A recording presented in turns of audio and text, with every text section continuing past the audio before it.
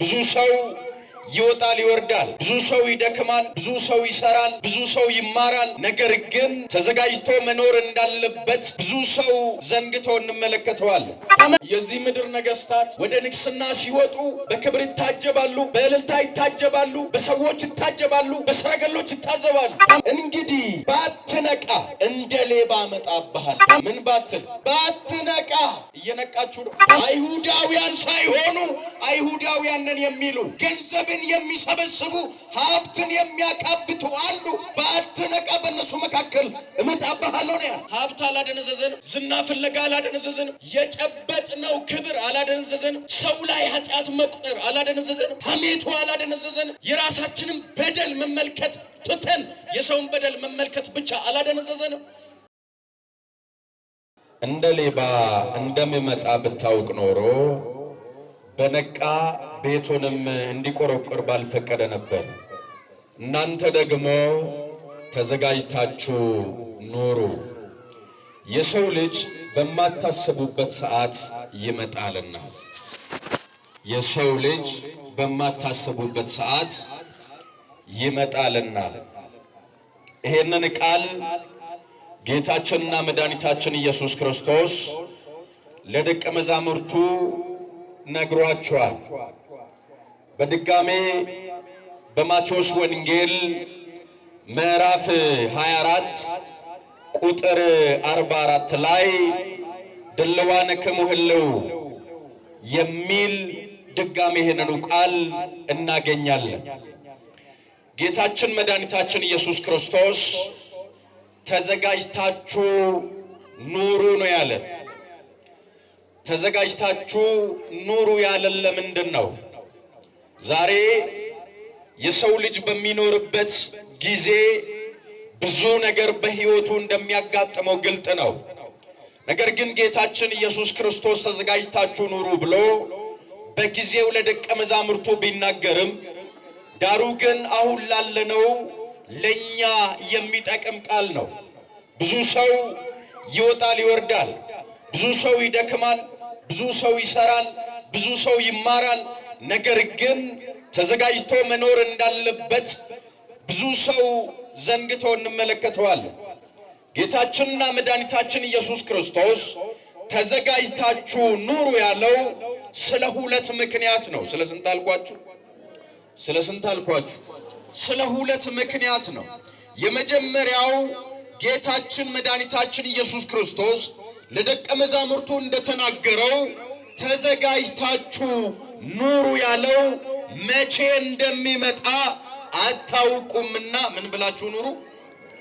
ምን ብላችሁ አታውቁምና። መቼ እንደሚመጣ አታውቁምና ምን ብላችሁ ኑሩ? ተዘጋጅታችሁ ኑሩ ነው ያለ ጌታ። መቼ እንደሚመጣ መቼ እንደሚገለጥ አናውቅም። ለዚህ ነው በዚህ ጾም ከጌታ ጋር ለመታረቅ የሰራናቸው በደሎች፣ እግዚአብሔርን ያስከፋናቸው ለታቶች እያንዳንዳቸው በእግዚአብሔር ፊት ምን ያክል ጥሩ እንዳልነበሩ ሕይወታችንን ስንገመግም የምንረዳው ነገር ነው።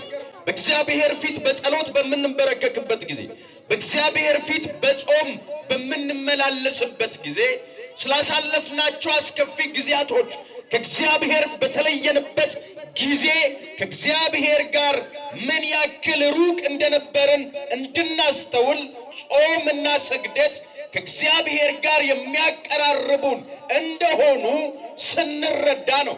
ስለዚህ እግዚአብሔር በዚህ በጾም ወቅት ከሱ ጋር እንድንሆን፣ ከሱ ጋር እንድንኖር፣ ከሱ ጋር እንድንመላለስ እንረዳ ዘንድ እግዚአብሔር መቼ እንደሚመጣ አናውቅምና ለዚህ ደግሞ በጾም በርትተን፣ በጸሎት በርትተን፣ በስግደት በርትተን፣ በአስራቱ በርትተን፣ በሁሉ በርትተን መኖር እንደሚገባ ክርስቶስ ሲነግረን ነው።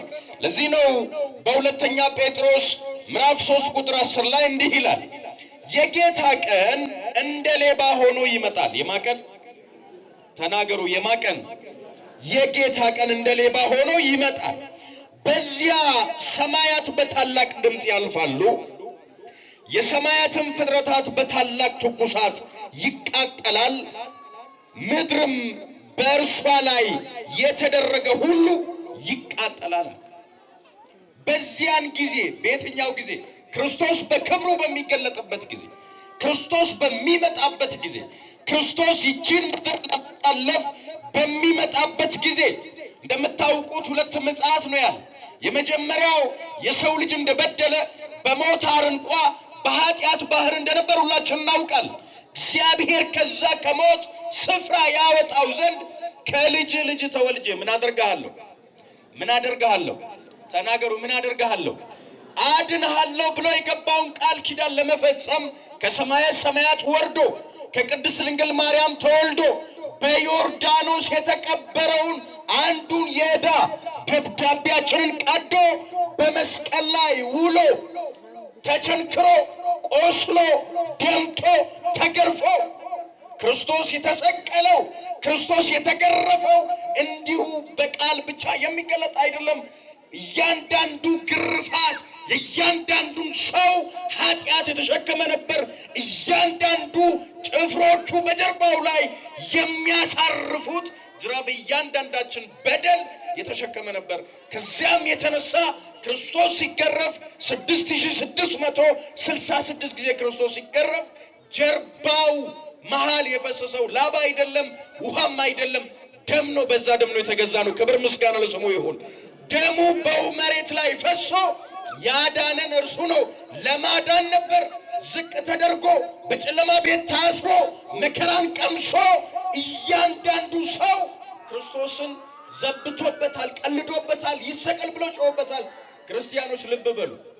የዚህ ምድር ነገስታት ወደ ንግስና ሲወጡ በክብር ይታጀባሉ፣ በእልልታ ይታጀባሉ፣ በሰዎች ይታጀባሉ፣ በሰረገሎች ይታዘባሉ። ነገር ግን ጌታ ኢየሱስ ክርስቶስ ለመሰቀል ወደ ቆሮንቶስ ወደዛ ታላቁ ተራራ ወደ ቀራንዮ ሲወጣ ክርስቶስ የታጀበው በስድብ ነው። ክርስቶስ የታጀበው በቡጢ ነው። ክርስቶስ የታጀበው በጅራፍ ነው። ክርስቶስ የታጀበው ይሰቀል በሚለው ጩኸት ነው። በዛ ነው የተገዛ ነው። ተሰቅሎ ተዋርዶ ያደነን በዚህ ነው። ስለዚህ የመጀመሪያው ምጽአቱ ክርስቶስ በዚህ መልኩ የሰው ልጅን ለማዳን ሲል የከፈለው መስዋዕትነት ዋጋ አንድያ ልጁን ወደ ምድር ሰው ካለው አካፍሎ ይሰጣል። ሰው ከነበረው አካፍሎ ይሰጣል። ክርስቶስ ግን እግዚአብሔር አብ ክርስቶስን አንድያ ልጁን ለኛ ለልጆቹ እንድንድን ከሞት እንድንወጣ ከርኩሰት እንድንወጣ ከነበርንበት ሞት እንድናመልጥ ክርስቶስ ብቻውን ተሰቅሎ አድኖናል። የመጀመሪያ ምጽአቱ ይሄ ነው። ሁለተኛ ምጽአቱ ደግሞ ይሄንን ዓለም ለማሳለፍ ስንዴና እንክርዳዱን ለመለየት እውነትና ሐሰቱን ለመለየት ጻድቅና ኃጥኡን ለመለየት ክርስቶስ በክብር ይመጣል። ሲመጣ ግን እንደከዚህ በፊቱ አይደለም። ለመዋረድ አይደለም፣ ለመገረፍ አይደለም፣ በጨለማ ቤት ለመታሰር አይደለም፣ በራሱ ላይ ሾክ ለማኖር አይደለም። ክርስቶስ የሚመጣው እያንዳንዳችን የሰራነው በዚህ ምድር ያደረግነው በሰዎች ላይ ቀሰርነውን ጣት በሰዎች ላይ ቆጠርነውን ኃጢአት በእያንዳንዳችን ጫንቃ ላይ የተሸከምነው የሰዎች ግፍ የገደልናቸው፣ ያጠፋናቸው፣ ያማናቸው፣ የዘሞትናቸው እያንዳንዱን በደል ከንስሐ ውጭ የኖርንባቸው ከሱ የተለይተን የኖርነውን በግልጽ ለመክፈል ክርስቶስ ይመጣል። ከቅዱሳኑ ጋር ይመጣል፣ ከጻድቃኑ ጋር ይመጣል፣ ከሰማዕታቱ ጋር ይመጣል። ለምን?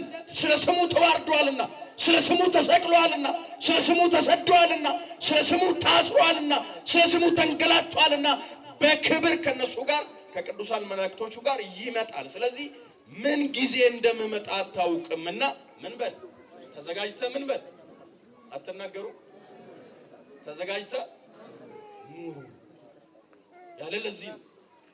ስለዚህ መቼ እንደምመጣ አታውቅም፣ እንደ ሌባ እመጣብሃለሁ ነው ያለው። ሌባ ምን ጊዜ እንደሚመጣ አናውቅም። ሌሊት ይምጣ፣ ጠዋት ማታ ይምጣ፣ ቀን ቀትር ይምጣ፣ በኩለ ሌሊት አናውቅም። በየትኛው ሰዓት እንደሚመቸው ምን ጊዜ እንደሚሆንለት ራሱ ሌባ አመቻችቶ ይመጣል። በዚያን ጊዜ የፈለገውን ወስዶ ይሄዳል። ጌታም ደግሞ ያለው ይሄንን ነው፣ ምን ጊዜ እንደምመጣ አታውቁም ነው ያለው። ስለዚህ ጌታ መቼ ነው የሚመጣው? ጠዋት፣ ማታ፣ ቀትር ላይ፣ ጎህ ሲቀድ መቼ ነው የሚመጣው? ታውቃላችሁ?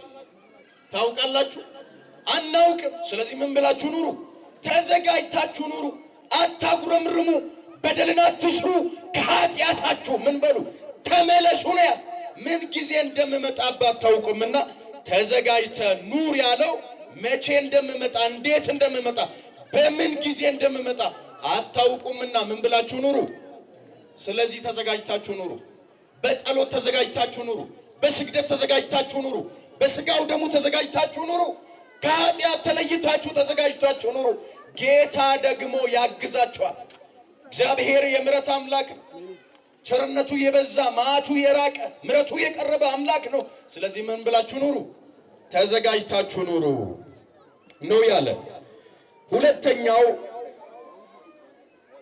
መቼ እንደምንሞት አናውቅምና ምን ብላችሁ ኑሩ? ምን ብላችሁ ኑሩ? መቼ እንደምንሞት አናውቅም። መቼ ነው የምንሞተው? መቼ ነው የምትሞቱት? መቼ ነው የምትሞቱት?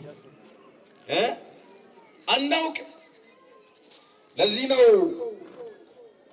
ከሰባቱ አብያተ ክርስቲያናት በሰመርኔስ ለሚገኘው አለቃ ሲናገር በራእዩ በፈጥሞ ደሴት ሆኖ ሲናገር እንዲህ አለ። እንግዲህ እንዴት እንደተቀበልክና እንዴት እንደሰማ አስብ፣ ጠብቀውም ንስሐም ግባ።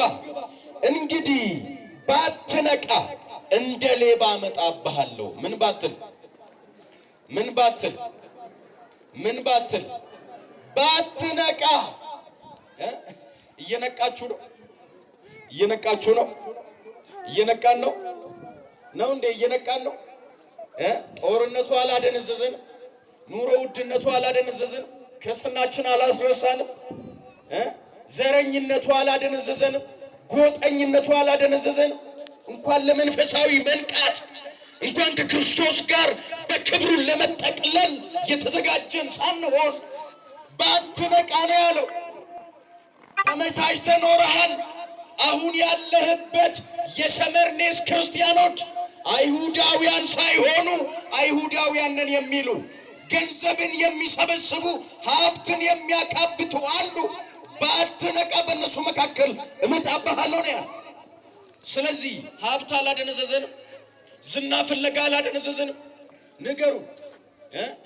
የጨበጥነው ክብር አላደነዘዘንም?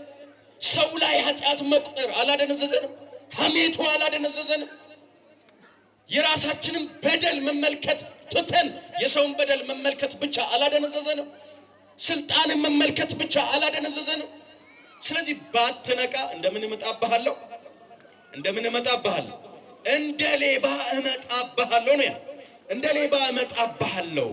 በየትኛው ሰዓት እንደምመጣብህ ከቶ አታውቅምና እግዚአብሔር መቼ እንደሚመጣ አናውቅ። ስለዚህ መቼ እንደምንሞት አናውቅ። ሞት መቼ እንደሚወስደን አናውቅም። መላከ ሞት ቀጻፊ ሞት መቼ እንደሚመጣብን አናውቅ። ምን ጊዜ እንደሚወስደን